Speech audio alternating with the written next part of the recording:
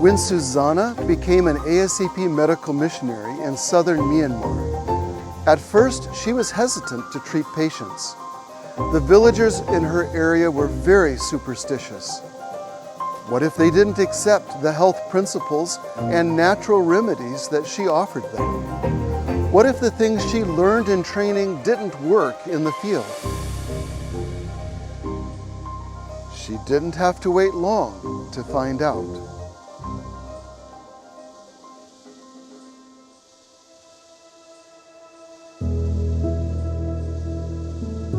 One day, a man named Dempo contacted Susanna. He wasn't feeling well and wondered if she could help him. When Susanna arrived, she took Dempo's blood pressure and discovered that it was dangerously high. Without treatment, he was at risk of a stroke. Quickly, Susanna's training kicked in.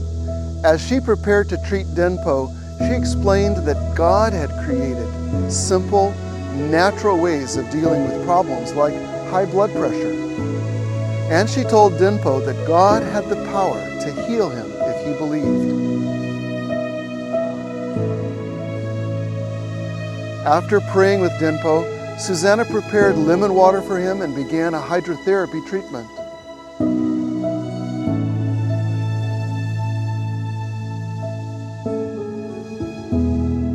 Within 30 minutes, his blood pressure had dropped out of the danger zone. Both Dempo and Susanna were relieved. Over the coming weeks, she helped him make lifestyle changes to permanently lower his blood pressure.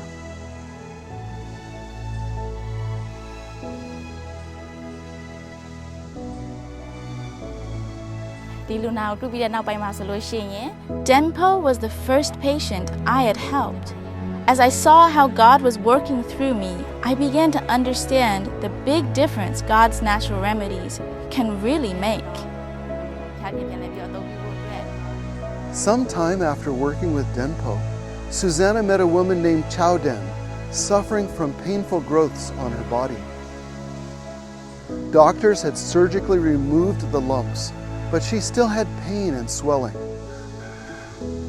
The medications prescribed by her doctors did not seem to help, and Chowden was worried. Her mother had died from cancer just 3 years prior. Susanna started lifestyle counseling with Chowden.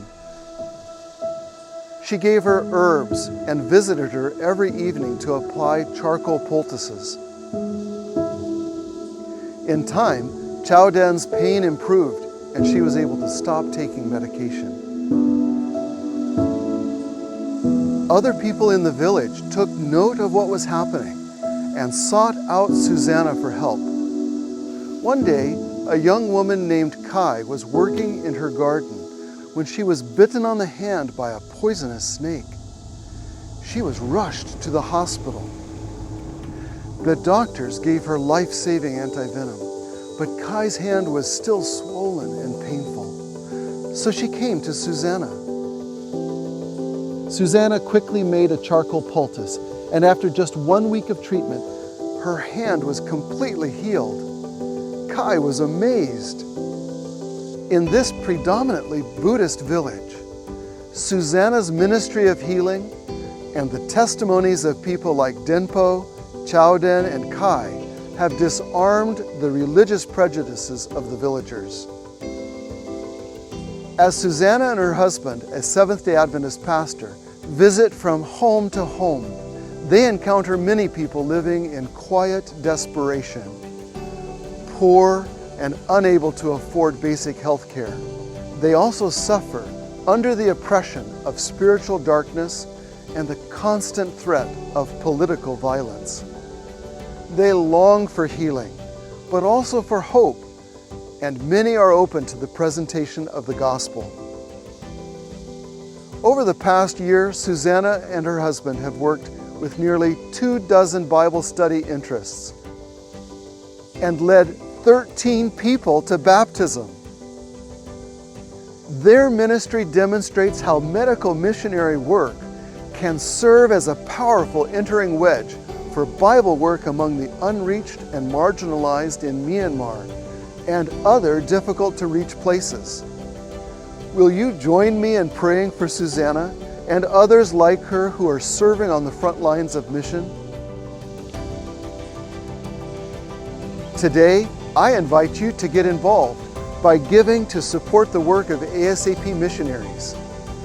Visit our website, asapministries.org, to learn more about how you can provide medical supplies and evangelism materials, or sponsor one of more than 700 local missionaries sharing the everlasting gospel across Southeast Asia.